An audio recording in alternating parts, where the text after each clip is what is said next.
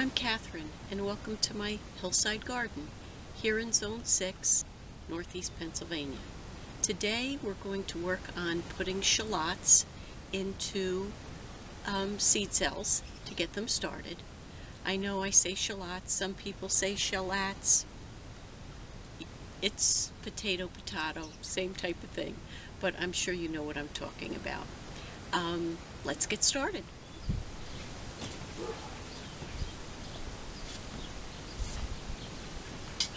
Okay, the first thing we're going to do when we plant our shallots today is we're going to make out our tag.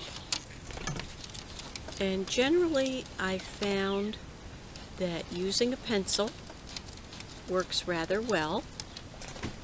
Generally it will stay on there as long as it's not facing the sun. And we're going to put today's date so that we know when we put them in there. So we have those on the side.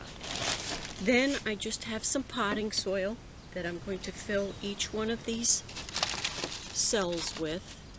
And what I've learned about doing it this way is this way I can see if any of the shallots are not going to start growing.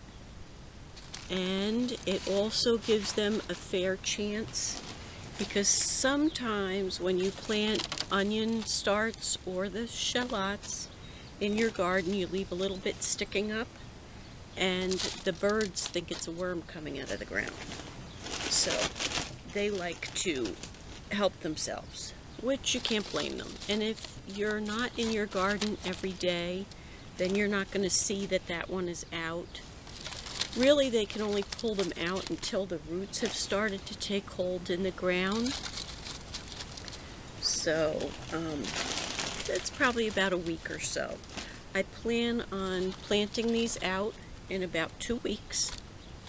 So that's why I thought if I get them in now, they'll hopefully have good root growth. And this potting soil is very wet.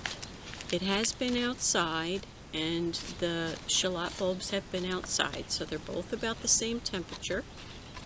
And since they are a colder weather crop, I can put them in the greenhouse here on the deck, and I don't have to worry about having a spot for them inside. At this time of the year, when you're gardening or growing your own, you end up running out of space. And I'm sorry, that's my dog, Wyatt. He's crying because another dog in the neighborhood is crying and he wants to join him.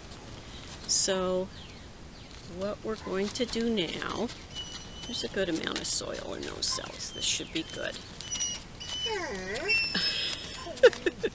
It's always nice to have gardening company, isn't it?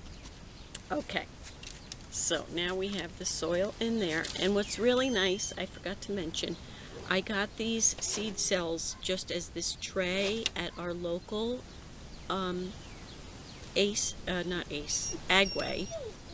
and I like this size especially for shallots, even for your onion sets.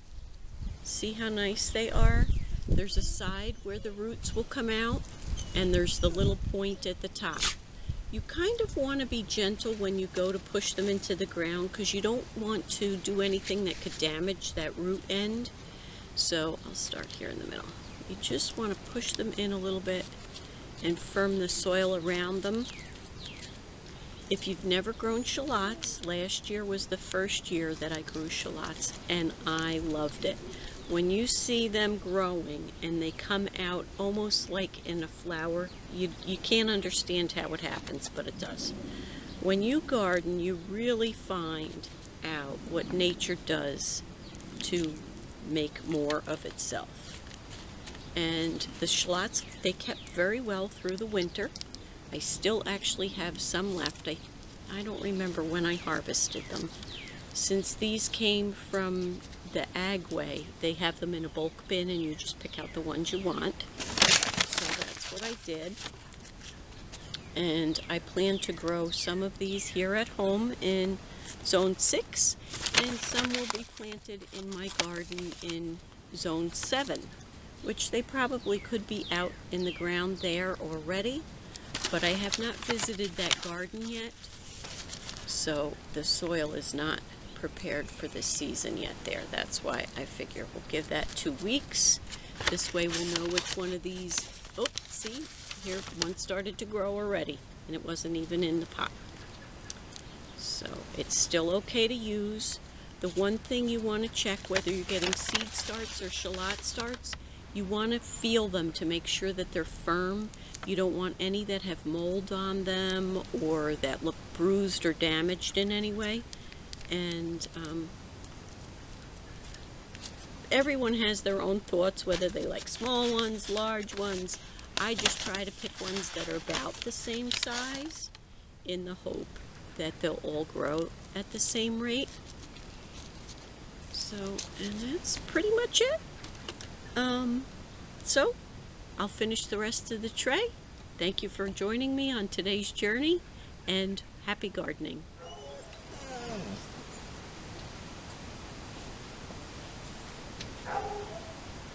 Okay, so I've managed to plant as many as I had. I have some empty spaces, I'll use them later, but I planted these 6 deeper just to see if there'd be any difference in how they grow. And a couple of the other things I wanted to say was, when you buy in the bulk bin at your local Agway or Tractor Supply or garden center, some garden shops have bulk bins of bulbs and potatoes and things like that. You should always try to pick bulbs that are about the same size. Same thing with potatoes.